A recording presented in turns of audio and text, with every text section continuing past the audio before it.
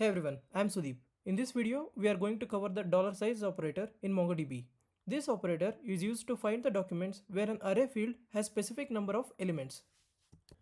This $size operator is used when you want to match the documents based on the length of the array field. For example, let's say you have a collection of student records and each student has a list of subjects. If you want to find the students who has exactly enrolled into 3 subjects, you can use $size operator.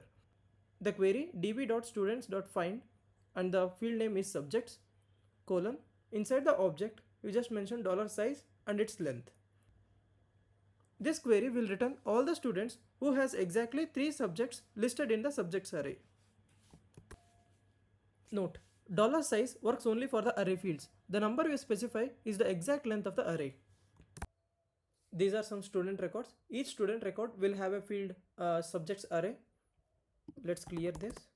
Let's write the query to fetch all the students who has exactly enrolled into 3 subjects. Okay, db.students.find.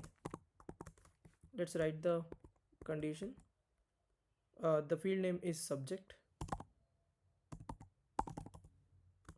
colon one more object inside that mentions $size and give the exact length 3. Also add the projection for that is student name and also subjects and exclude id operator.